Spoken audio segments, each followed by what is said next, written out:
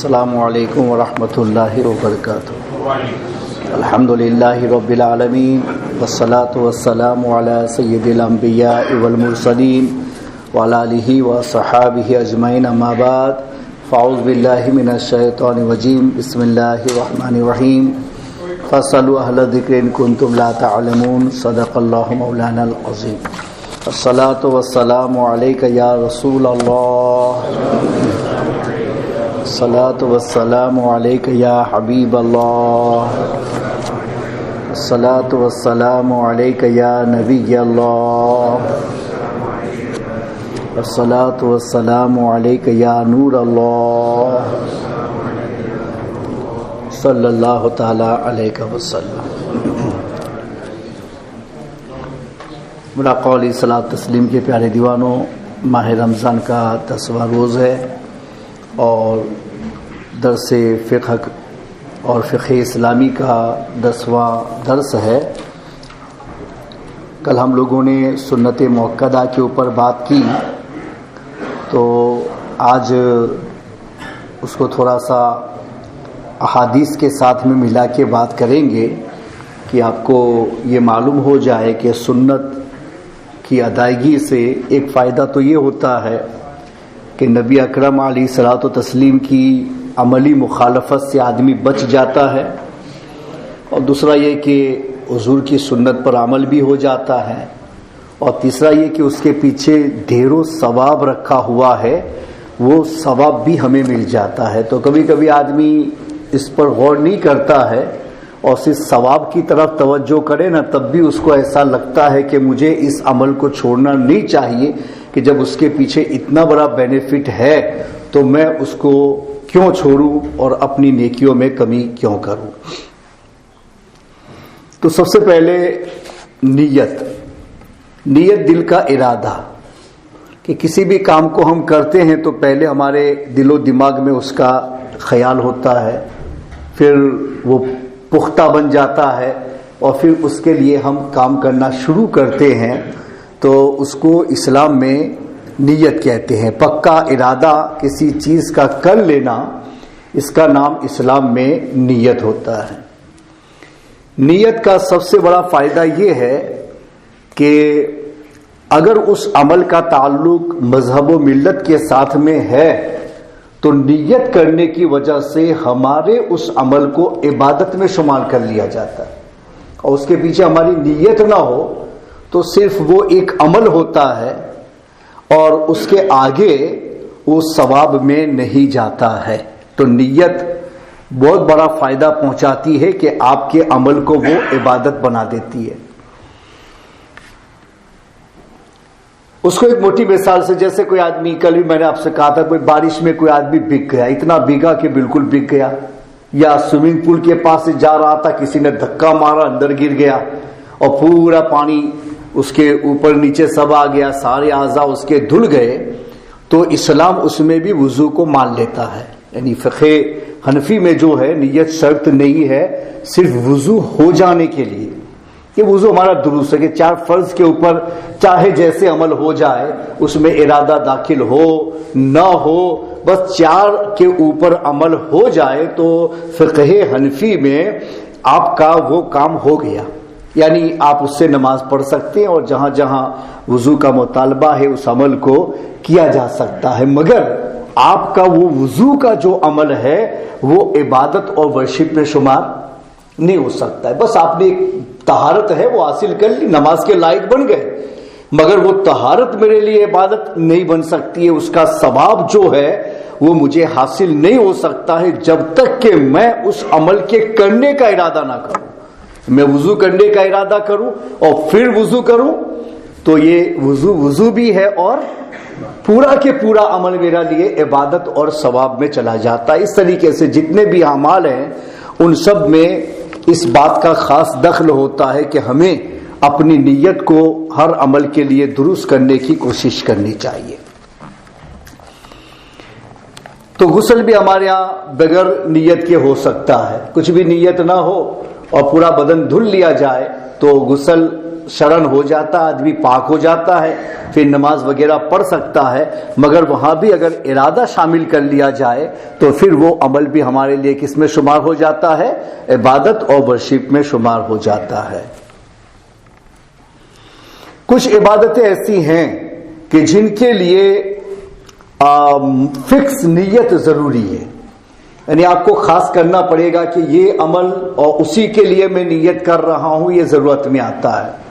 اور کچھ میں ہوتا ہے کہ مطلق عمل کی نیت کر لی جائے نا، پھر بھی وہ نیت کے اعتبار سے درست ہے اور آپ کا وہ عمل بھی مان لیا جاتا ہے، آپ کی عبادت بھی ایکسپٹ ہو جاتی ہے۔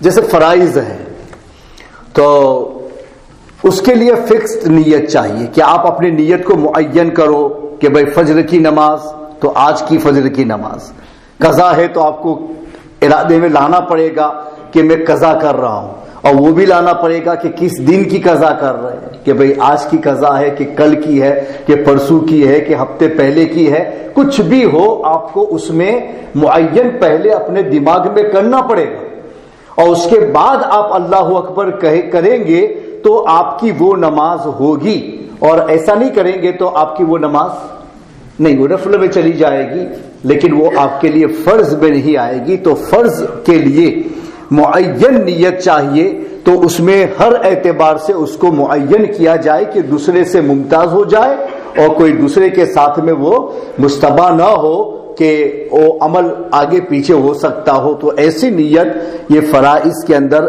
ضرورت میں آتی ہے۔ واجبات میں بھی ایسی نیت ضروری ہے کہ جو عمل واجب میں جاتا ہے، جیسے آپ صدقہ فطر دیتے ہیں نا، واجب میں جاتا ہے، یا وتر کی نماز پڑھتے ہیں عشاء کے بعد میں 3 رکعت، وہ واجب میں جاتی ہے، جیسے عید کی نماز آپ پڑھتے ہیں تو وہ واجب میں جاتی ہے۔ تو ان نمازوں کے لیے بھی نیت کو معین کرنا ضروری ہے کہ میں نیت کرتا ہوں، وہ بولنا الگ بات ہے، دماغ میں سوچنا ہے، کرنا ہے کہ بھئی میں عید کی نماز پڑھ رہا ہوں، اللہ اکبر، تو وہ آپ کی عید کی نماز ہوگی۔ صرف مطلق نماز کچھ بھی آپ نے فکس نہیں کیا اپنے دماغ میں عید وغیرہ، اور صرف اللہ اکبر کہہ دیا، تو واجب کہ معین کی نیت نہیں ہے تو آپ کا وہ عمل واجب میں نہیں جائے گا۔ ہو سکتا ہے نفل میں آپ کی عبادت مان لی جائے، اس کا ثواب مل جائے، مگر جو ذمہ ہے آپ کا وہ پورا نہیں ہو سکتا ہے۔ وہ ڈیوٹی کب آپ کی پوری ہوگی؟ جب کہ آپ اس کو معین کریں۔ تو اتنا یاد رکھیں کہ فرض اور واجب ان دونوں کے اندر نیت کو معین کرنا ضرورت میں آتا ہے۔ اس طریقے سے زکوٰۃ ادا کرنا یہ بھی فرض ہے، اس میں نیت معین کہ بھئی جو آدمی زکوٰۃ دیتا ہے وہ نیت کرے۔ چلو اس کا باپ اس کی طرف سے زکوٰۃ دیتا ہے، مگر باپ کو کہنا پڑے گا اپنے بیٹے کو کہ تمہاری زکوٰۃ میں ادا کر رہا ہوں، تم مجھے پرمیشن دے رہے ہو؟ اس نے کہا کہ ٹھیک ہے، تو اب بیٹے کی نیت آپ کے ساتھ میں شامل ہو گئی تو آپ کر سکتے ہیں، ورنہ پھر نہیں ہو سکتا۔ اس طریقے سے بیوی کا گولڈ ہے، اس کے زیورات ہیں، اس کی زکوٰۃ آپ ادا کرنا چاہتے ہیں تو آپ کو کہنا پڑے گا بیوی کو کہ تمہاری زیورات کی زکوٰۃ کو میں ادا کرنے جا رہا ہوں، تم اجازت دیتی ہو؟ کہا ہاں ٹھیک، تو پھر آپ دے دو۔ تو اب اس کی نیت آ گئی، جو جس کے اوپر ذمہ ہے اس کو نیت کرنا ہے، دوسرا اس کے لیے نیت کرے تو اس کا عمل نہیں ہو سکتا ہے۔ آپ کا اپنا ہو جائے گا، وہ نفل میں چلا جائے، لیکن اس کا عمل نہیں ہوگا، اس کا واجب اور اس کا فرض ہے، تو پھر آپ کو اس میں اجازت لینی پڑتی ہے، تو شامل ہوگا، بغیر اجازت کے وہ اس میں شامل نہیں ہو سکتا ہے۔ ہاں اس کے علاوہ جو عبادتیں ہیں، وہ چاہے سنن مؤکدات ہوں، غیر مؤکدات ہوں اور عام مستحبات ہوں، تو ان میں نیت کر لینے سے وہ عبادت میں چلی جاتی ہے، مگر اس میں معین نیت کی شرط نہیں ہے۔ نیت تو شرط ہے عبادت بنانے کے، ورنہ عمل عبادت میں جائے گا ہی نہیں، لیکن فکس نیت اس کے لیے ضروری نہیں ہے۔ جیسے آپ نے ظہر کی 4 رکعت سنت نماز جو فرض سے پہلے پڑھی جاتی ہے، یا 2 اس کے بعد میں سنت پڑھی جاتی ہے، تو اس میں آپ نے یہ نیت نہیں کی کہ میں ظہر کی 4 رکعت سنت مؤکدہ پڑھ رہا ہوں، آپ نے صرف اتنی نیت کی اللہ اکبر، 4 رکعت نماز اللہ اکبر، اور آپ کے دماغ میں بھی حاضر نہیں تھا کہ آپ ظہر کی سنت مؤکدہ پڑھ رہے ہیں، لیکن ہے ظہر کا ٹائم، تو وہ آپ کے لیے 4 سنت مؤکدہ میں چلی جائے گی۔ نیت نہیں ہے پھر بھی اسلام اس کو ایکسپٹ کر لے گا کہ آپ کی 4 سنت ہو گئی، الگ سے پڑھنے کی ضرورت نہیں ہے۔ اسی طرح سے ہمارے علماء نے یہ فیصلہ کیا کہ جیسے فجر کی سنت ہے، کوئی آدمی تہجد پڑھ رہا تھا تو اس نے 2 سے لے کے 8 رکعت پڑھی جاتی ہے، اس نے پڑھی، ٹائم بہت شارٹ تھا، اس نے پڑھی 2 پڑھی 2 پڑھی 2 پڑھی 6 ہو گئی، اور آخری جو 2 پڑھی نا اس وقت فجر کا ٹائم ہو گیا تھا۔ پھر اس نے دیکھا یار وہ آخری 2 تو میں نے فجر کے ٹائم میں پڑھی ہے، تو فرمایا علماء نے کہ اب اس کو فجر کی 2 سنت الگ سے پڑھنے کی حاجت نہیں ہے، یہ 2 رکعت جو وہ کس کی نیت سے پڑھ رہا تھا؟ تہجد کی نیت سے پڑھ رہا تھا، مگر تہجد تو عشاء کے وقت میں ہے نا، فجر کے وقت میں نہیں ہے، اور اس نے فجر کے وقت میں آخری 2 رکعت پڑھی، تو فرما کہ اس کی آخری 2 رکعت یہ سنت موقدہ میں آ گئی، اب اس کو الگ سے سنت کی حاجت نہیں ہوگی۔ تو نیت تھی تہجد کی اور بن رہی ہے میری 2 رکعت سنت موقدہ فجر کی۔ تو یہ پتہ چل گیا کہ صرف واجب اور فرض کے اندر نیت معین چاہیے عمل کے حساب سے، مگر اس کے علاوہ جو سنن ہیں، مستحبات ہیں، آداب ہیں، ان کے اندر مطلق عمل کی نیت بھی آپ کے لیے وہ عبادت میں کافی ہو جائے گی اور آپ کا وہ عمل مان لیا جائے گا۔ تو یہ ضرورت کے حساب سے میں نے آپ کو بتا دیا۔ تو قضا وغیرہ میں نیت معین کرنی پڑتی ہے کہ جو بھی قضا ہوگی نا، آپ بغیر نیت معین کیے پڑھیں گے نا تو آپ کی وہ قضا مانی نہیں جائے گی۔ اس لیے علماء نے ایک آسان طریقہ نکالا ہے کہ بھائی کسی کی وہ قضا عمری کرتا ہے تو 6 مہینے کی کیا کتنے کی تو زندگی بھر کی نماز قضا ہوتی ہیں۔ کتنے لوگ ایسے ہیں کہ انہوں نے پڑھی ہی نہیں ہے، اب بالکل آخری وقت ہوتا ہے، اسے پتہ چلتا ہے کہ اب تو جانے کا وقت آ ہی گیا، تو کہتا ہے یار تھوڑا سا مولویوں کی بات پہ بھی آنا چاہیے، نماز پڑھنی چاہیے۔ تو اب مسئلہ تلاشے گا کہ یہ اب تک قضا ہوئی، اس کا کیا؟ ایک نماز چھوڑو جان بوجھ کے تو جہنم پہ نام لکھا جائے، اور جس نے پوری زندگی کی نماز ہی قضا کر دی ہو اس کا تو انجام ہی کیا ہوگا؟ تو پھر وہ احساس کرتا اب کیا کروں اب کیا کروں، لیکن اللہ ہے کہ وہ اپنی رحمت کا دروازہ کسی کے لیے بند نہیں کرتا، کسی کے لیے نہیں کرتا، نہ مشرک کے لیے نہ کافر کے لیے۔ کوئی بھی توبہ کرے اندر آنا چاہے تو اللہ قبول ہی کرتا ہے۔ کوئی ایک روایت آپ ایسی نہیں لا سکتے کہ توبہ کرنے والا سچی توبہ کے ساتھ اندر آنا چاہے اور کوئی ایک روایت ایسی ہو کہ اللہ اسے کہہ دے کہ میں قبول نہیں کرتا، آپ نہیں لا سکتے۔ کوئی بھی ہو، کافر کو بھی قبول کر لیتا ہے، مسلمان بن جائے تو مشرک کو بھی قبول کر لیتا ہے، شرک سے توبہ کر کے اسلام میں داخل ہو جائے تو، اور کتنا بڑا گناہ کرنے والا بھی گناہ کر کے وہ تھک جائے اور پھر بھی آ جائے نا، پھر بھی اللہ نہیں کہتا گناہ کر کے تھک گیا تو واپس آ رہا ہے، نہیں، مایوسی نہیں کرتا ہے، اور وہ آپ کو امید ہی دلاتا ہے کہ جب بھی آئے گا قبول کر لوں گا، جب بھی آئے گا قبول کر لوں گا۔ تو پھر لوگ آخر عمر میں یہ نماز کے چلو بھائی قضا عمری کریں تو اب کیا کریں، نیت کیسے معین کریں گے؟ اس سال کی اس سال کی تو دین بھی کرنا پڑے گا نا، مہینہ بھی لانا پڑے گا، دن بھی لانا پڑے گا، نماز بھی لانی پڑے گی، بہت مشکل ہے، ایسا ہو نہیں سکتا ہے۔ تو پھر علماء نے اس پر ریسرچ کی کہ بھائی آسان نیت ہم کیسے لائیں تاکہ کسی کو اگر یہ احساس ہوا ہو اور اپنی نماز پوری کرنا چاہے تو اس کو بھی ہم مایوس نہ کر دے، اس کو بھی اندر لا کر کے کہہ دے کہ ایسے کر لو تو تمہارا یہ عمل مان لیا جائے گا۔ تو پھر انہوں نے اس پر سارے علماء نے اس پر ریسرچ کرتے ہوئے ایک فیصلہ کیا کہ اب اس کے لیے ایک صورت ہے کہ آپ کیا کرو کہ جب بھی کوئی نماز قضا کرو تو اس وقت نماز کا نام تو لینا پڑے گا، بھائی فجر ہے تو فجر، ظہر ہے تو ظہر، نام لینا پڑے گا، لیکن ڈے فکس نہیں کر سکتے۔ تو آپ ہمیشہ یہ کہتے ایک نماز پڑھ لینا، دوسری فجر پڑھنا چاہتے تو آپ کہو کہ فجر کی قضا نماز، پہلی فجر کی قضا نماز اللہ اکبر، پھر دوسری مرتبہ شروع کی پہلی قضا نماز فجر کی اللہ اکبر۔ کیوں پہلی کہ جو آپ نے پڑھ لی وہ ختم ہو گئی، نکل گئی نا آپ کے لسٹ میں سے، تو اس کے بعد والی جو آ رہی ہے وہ کون سی ہے؟ پہلی ہے نا، جتنی نکالتے جاؤ تو ہر بعد والا پہلا بن جائے گا۔ یہ اضافی اولیت ہے کہ وہ پہلے اول نہ ہو مگر ایک نکل جائے تو دوسرا اس کی جگہ پر آ کر کے اول بن جاتا ہے، تو اس کو یہ قانون میں اضافی اولیت کہتے ہیں۔ تو اولیت یہ اضافی ہے، تو ایک ایک کو نکالتے جاؤ تو دوسری اس کی جگہ پر آ کے اول بن جائے گی۔ تو فرما کہ اس طریقے سے بھی آپ نیت کر کے اپنی قضائے عمری کو پورا کر سکتے، لیکن ہر ایک کو کوشش کرنی چاہیے کہ مرنے سے پہلے اس کے ذمہ پر ایک نماز بھی باقی نہ ہو کہ جس کو اس نے قضا میں بھی باقی رہنے دیا ہو۔ پھر سچی توبہ تو کر لے، مگر حتی الوسع اپنی لائف میں یہی کوشش کرنی چاہیے۔ چند دن کی لائف ہے، بلا وجہ ادھر کا प्रॉब्लम लेकर के जाओ, इधर तो पूरी दुनिया प्रॉब्लम ही चल रही है, तकलीफ के आगे कुछ है ही नहीं। हम तो दुनिया में तकलीफ के सिवा कुछ देखते ही नहीं, हर चीज में तकलीफ ही तकलीफ। वो अगर किसी चीज को हम राहत समझते तो हमारा दिमाग कबूल कर ले तो राहत है, वरना कोई चीज राहत है ही नहीं। खाना खाओ, भूख लगे तो तकलीफ ही है ना, फिर उसके बाद खाने के बाद में जो नताइज होते हैं उसको पूरा करो, तकलीफ ही है ना।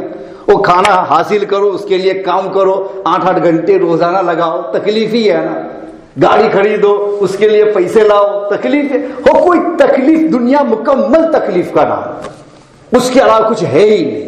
और फिर यहां आखिरत का ना करो तो उधर भी तकलीफ, तो इधर तो करो ना करो तकलीफ ही है, मगर उधर आपकी चॉइस पर डाल दिया जाएगा। अच्छा करके आए हो तो राहत ही राहत, फिर तकलीफ ही, नाम ही नहीं तकलीफ का।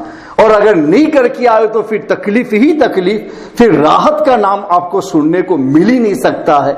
तो इधर तो तकलीफ में है तो उधर भी क्यों तकलीफ ले जाएं। इससे बेहतर है कि इन सारी तकलीफों के साथ अल्लाह और रसूल के फरमान पर अमल करने की भी एक तकलीफ बर्दाश्त कर लो, तो आखिरत की जिंदगी तो हमारी अच्छी बन जाएगी, वहां कोई तकलीफ ही नहीं है। खाना खाओ तो फिर हाजत की जरूरत ही नहीं है, और खाना है तो मांगने की जरूरत ही नहीं। इरादा करो, जैसे नियत ना, इरादा करो ये खाना है, बस आ गया। हदीस में यहां तक है कि बर्ड भी अंदर होंगे आपके दिल बहलाने के लिए, एक से टॉप अच्छे अच्छे कलर के, अच्छे अच्छे सिंगिंग करेंगे। उनका यानी सिंगिंग करना सुनोगे तो आप दंग रह जाओगे, यार कितना अच्छी उसकी वॉइस और क्या क्या सुना रहा है। और फिर तुम्हारे दिल में ख्वाहिश भी होगी, यार इसका गोश्त खाया जाए तो फरमाया गया कि वो बर्ड आपसे गायब हो जाएगा और उसका गोश्त भून करके आपके पास में आ जाएगा। वो नहीं मरेगा, वो तो अपनी जगह पर रहेगा, लेकिन आपने जो ख्वाहिश की ना वो आपकी जगह पर आ जाएगा कि नहनु औलियाकुम फिल हयाती दुनिया व फिल आखिरा वलकुम फीहा मा तश्तही अनफुसुकुम वलकुम फीहा मा तदउन। अल्लाह ने आखिरी फैसला फरमा दिया कि जन्नत में जाने के बाद में तुम जो कुछ ख्वाहिश करोगे, तुम्हारी तमाम ख्वाहिशों को अल्लाह सिर्फ इरादा करने पे पूरा फरमा देगा। तो फिर इसका मतलब ये उधर तो राहत ही राहत है। अगर पहुंच गए फमन ज़ुहज़िहा अनिन नार व उदखिलल जन्नत फ़क़द फ़ाज़। अल्लाह फरमाता है कि जिसको जहन्नम से दूर रख दिया गया, बचा लिया गया और जन्नत में पहुंचा दिया गया, वो तो कामयाब ही हो गया कि अब वहां कोई भी चीज राहत के अलावा है ही नहीं। हमेशा आपको बस सलाम ही सलाम सुनना है, तकलीफ का वहां नाम ही नहीं होगा। तो हजारों तकलीफें हैं ही। कोई आदमी कह रहे कि भाई नमाज में उसको तकलीफ होती है, फलां में होती है, फलां में होती है, गलत है। तुम खाने के लिए काम करने जाते हो, तकलीफ ही है।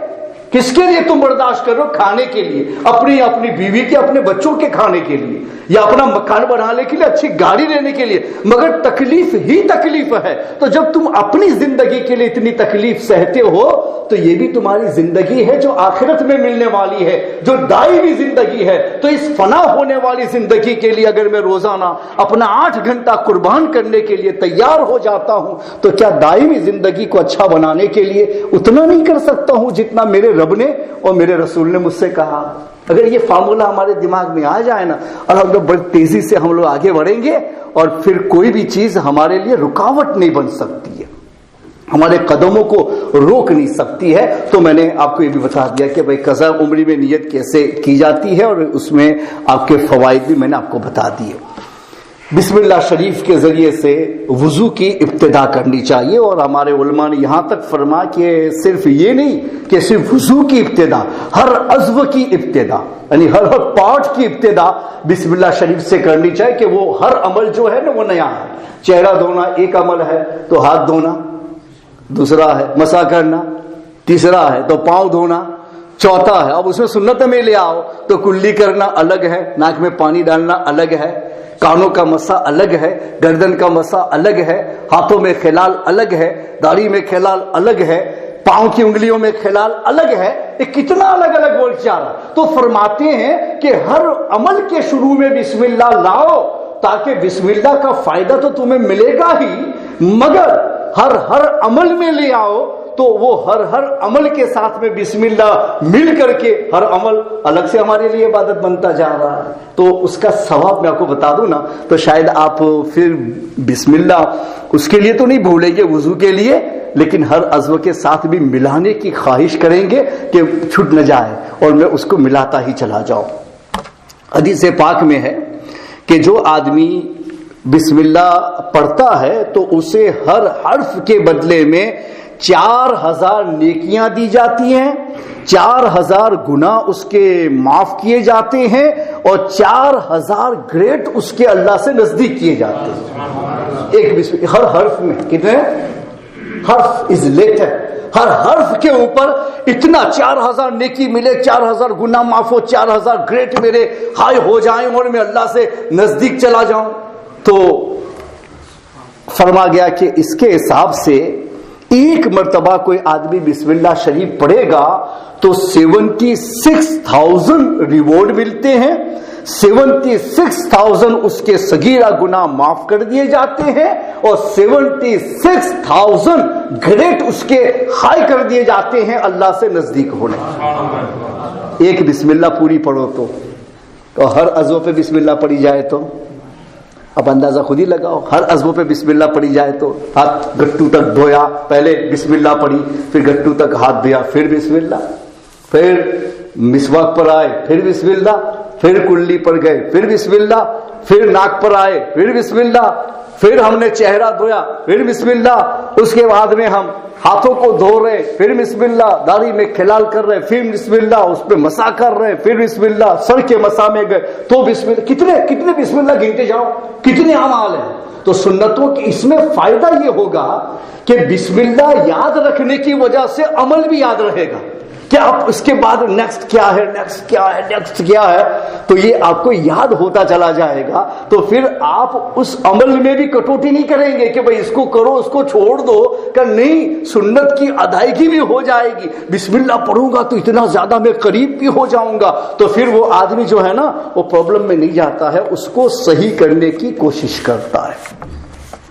اور دوسرا فائدہ حدیث پاک میں ہے کہ حضرت عبداللہ بن مسعود سے اس کی روایت فرما کہ جو چاہے کہ اللہ اسے 19 جہنم کی طرف ہانک لے جانے والے فرشتوں سے نجات دے تو وہ پڑھے بسم اللہ الرحمن الرحیم۔ بسم اللہ میں 19 حرف ہے نا، تو اس کے حساب سے آپ جہنم میں پھینکنے والے داروغہ جہنم جو مانے جاتے وہ فرشتے جو اس میں مقرر کیے گئے وہ بھی 19 ہے۔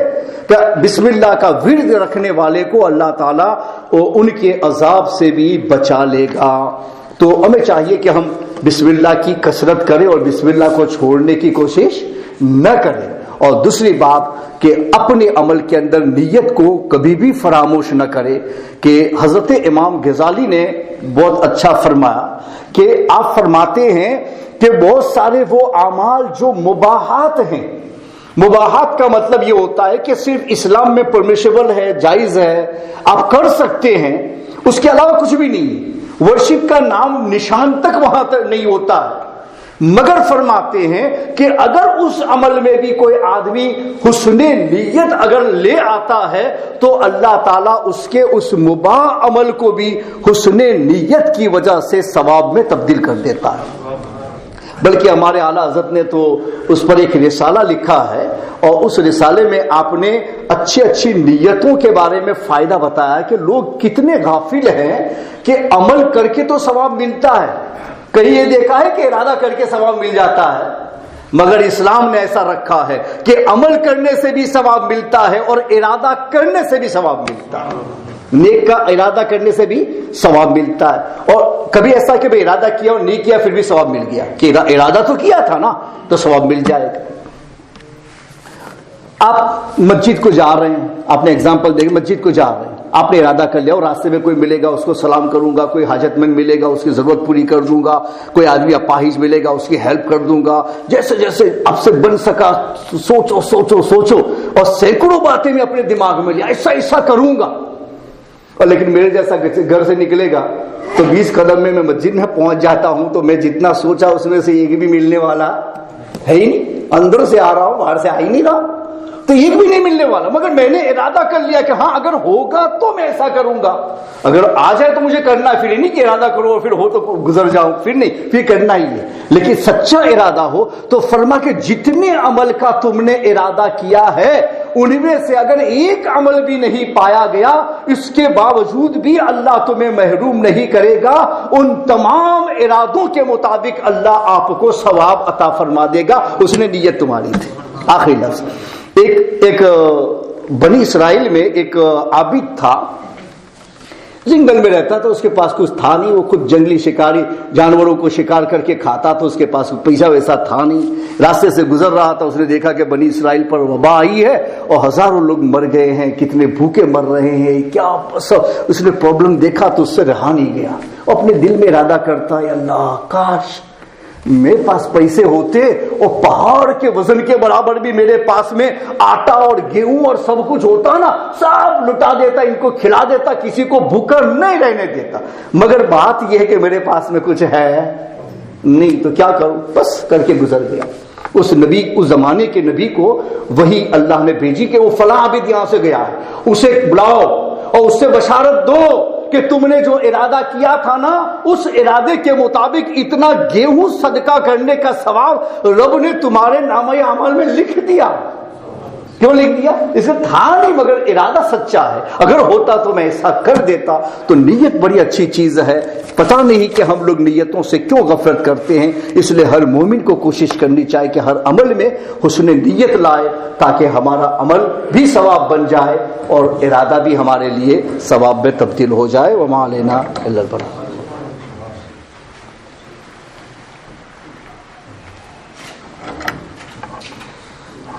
अस्सलामु अलैकुम वरहमतुल्लाहि वबरकातुह। बिस्मिल्लाहिर्रहमानिर्रहीम। सल्लल्लाहु अला नबिय्यिल उम्मी व आलिहि सल्लल्लाहु तआला अलैहि वसल्लम। सलातु व सलाmun alayka ya Rasulullah. Inshallah, today, as yesterday we spoke about sunnat mu'akkadat, which are the sunnahs of wuzu, and today inshallah we'll try to connect them with the ahadith and look into it a bit deeper in regards to the benefits of acting upon these sunnah as well, inshallah. So the benefits of the sunnah of three main things as a overarching benefits. The first would be that we will be protected from going against Rasulullah sallallahu ta'ala alayhi wa sallam. Will increase our love for the Prophet sallallahu ta'ala alayhi wa sallam. It will allow us to be from the followers of the Prophet sallallahu alayhi wa sallam, and of course, last but not least, we will get the reward of acting upon the sunnahs of the Prophet sallallahu ta'ala alayhi wa sallam. So let's begin with the first sunnah which we covered yesterday, and that is that of intention of niyyah. Niyyah is that thing which, when we think of doing something and then we make that firm, then that becomes an intention. The biggest benefit of intention is that if it is linked with the orders of Allah subhanahu wa ta'ala, then it becomes a form of worship in itself. So for example, in regards to wuzu, we understood yesterday that intention is not a requirement in regards to wuzu. So it's not fard, it is not a condition of wuzu. If someone does wuzu without having the intention, then the wuzu will be accepted. For example, the example Hazrat gave yesterday was in regards to a person walking towards the masjid, and there was torrential rain, and he became drenched from top to bottom, completely drenched in water, in rain. And his fourth aspects of wuzu have now been washed. So he's drenched from top to bottom, his face is completely wet, his arms are completely wet, even his feet are wet. Now if this person comes into a masjid, he didn't have wuzu at home, but when he comes to the masjid, he realizes that his entire body is completely wet. Now his wuzu is accepted. He is in the state of wuzu. Islam will accept that as wuzu, but he will not be rewarded for it, because he didn't have the intention of wuzu with it. But if he did have an intention of reward with it, then there of course is many benefits in this. Otherwise it is a mere action, and although it will suffice for purification, but you will not be rewarded for acting upon the worship of actually doing wuzu. Now another same thing applies to ghusl also. If someone went swimming, for example, the question arises many times that I went to swimming and I came out of swimming, do I need to do ghusl again? If I need to do ghusl, or do I need to do wuzu again? The answer is no. Because intention is not conditioned for wuzu or ghusl. Of course, if it's ghusl that he is requiring, then he will have to gargle and clean his nose also as a part of farz of ghusl. But otherwise, there is no requirement for him to completely do the ghusl again, or even to do wuzu again.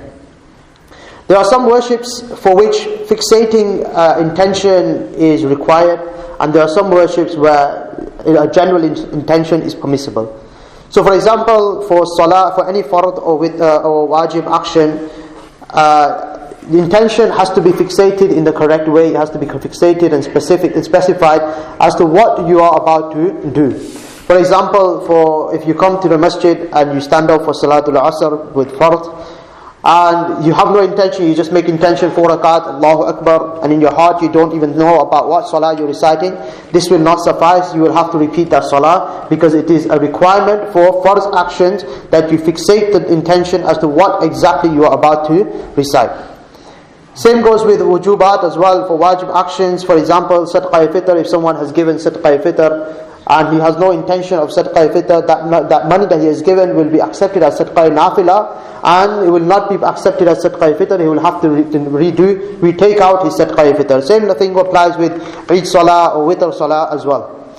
If you look at it also in regards to zakat, another question that arises a lot of times is that I have given X amount of money towards the poor, but now I want to make that into zakat, am I able to?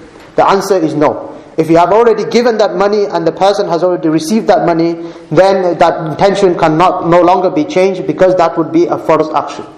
If he has given that money without the intention of zakat, then now he must have to give a zakat again, because he did not have the intention for zakat. It is a requirement for zakat to have intention also. Same applies with fasting, that you must have, if a person stays hungry all day but have no intention of fasting, then it is merely hunger.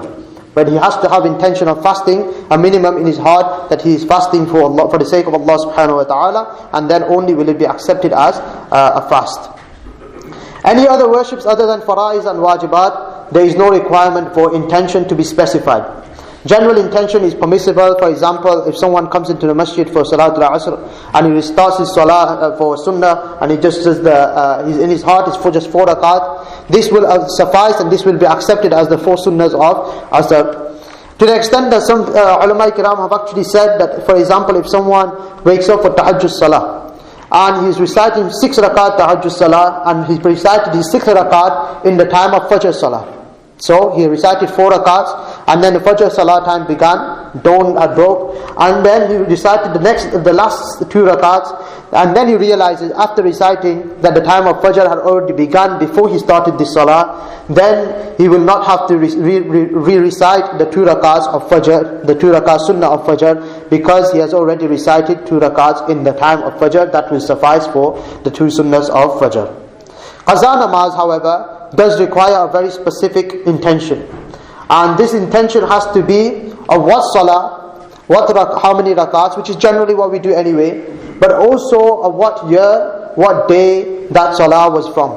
To the extent that if a person misses his qaza salah as a musafir, then the qaza has to be as a qasr as well. This is why the ulama kiram, and that's why there has been so much emphasis put on not missing your salah. Because if a person has done qaza of a salah as a musafir, then the qaza of that salah will be as qasr, not as full. So how does a person then make this intention? Is pretty much impossible if someone has an entire life of qaza namazes to make up for, that he understands and remembers that this day I missed this namaz, this day I missed this namaz. Then how does he make up for it? So the ulama kiram have made it slightly easier for us, and they have said that if a person makes the intention that this is qaza of my, for example, first fajr namaz, which I made qaza, which I missed and is outstanding, Allahu Akbar, this will be sufficient. Of course, intention does not need to be of the tongue, but this is what you will be thinking of. This is the first fajr which I have missed and is outstanding, and then you will start your salah. This will suffice, because once you have recited that one, then the next one will be outstanding. That one will be cleared from the pot. It will be the next one that will be outstanding, and so this kind of intention for any qaza namazes will be sufficient.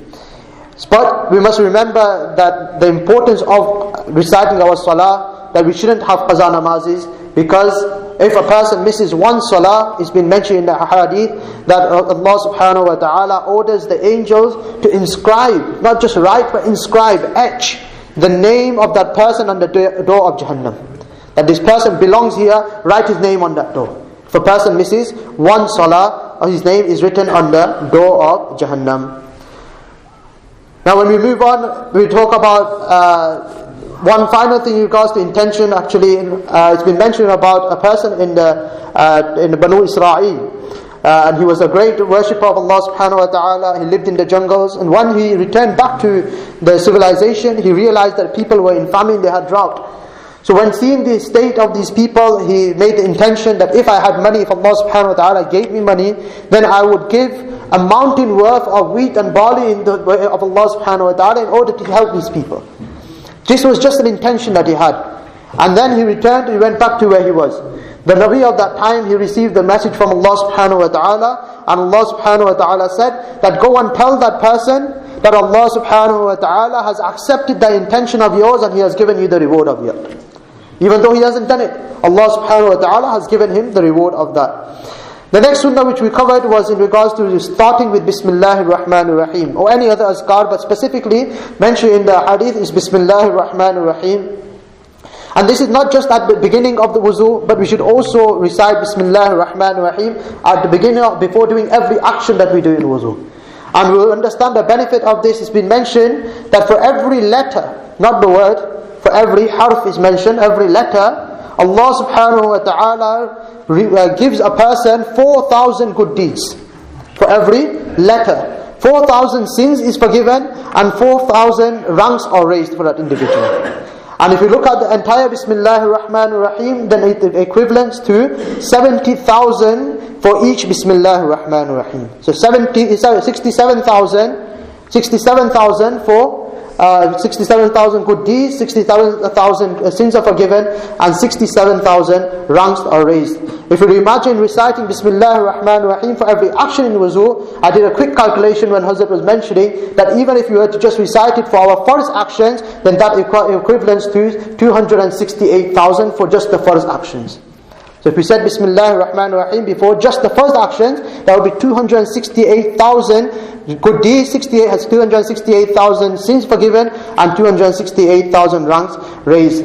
And another mention is being mentioned that whoever wishes that Allah subhanahu wa ta'ala keeps him away from Jahannam, then he should recite Bismillahir Rahmanir Rahim, and Allah subhanahu wa ta'ala orders for every letter, which is 29 letters, the 29 angels of Jahannam are ordered to stay away from us, in order to protect us from Jahannam. Imam Ghazali radiallahu ta'ala anhu, he mentions that there are many mubahat. Mubahat are things that are mubah, that are permissible. There's no good deeds, there's no sin in doing it. For example, walking, talking, if it's non-vulgar. Any of these actions are considered mubah. You're permitted to do. If you do, alhamdulillah, it's fine. If you don't, then it's also fine. So, mubah actions in general are no rewards.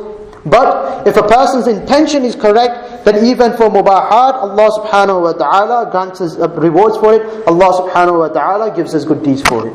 So if our intention is correct, then Allah subhanahu wa ta'ala will reward us for whatever we do. And Ala Hazrat has written a whole risala on this, a whole booklet on this, and in that he mentions that if a person leaves the home and he makes as many intentions as possible, he makes as many intentions as possible. If I meet someone, I'll say salam. If I see something on the road, I'll move it out of the way. If I get to a masjid and people are there, I will say salam. Again, every little thing that you make intention for. Then he says that a person leaves his home, but he does not act upon a single one of them. Allah subhanahu wa ta'ala will still give him the reward of all his intentions that he has made. From this we can understand the importance of intention. May Allah subhanahu wa ta'ala allow us to act upon what we have learned. May Allah subhanahu wa ta'ala forgive me for any shortcomings. وَمَا تَوْفِيقِ إِلَّا بِاللَّهِ وَمَا عَلَيْنَا إِلَّا الْبَلَاغُ الْمُبِينَ. Assalamu alaikum wa rahmatullahi wa barakatuh.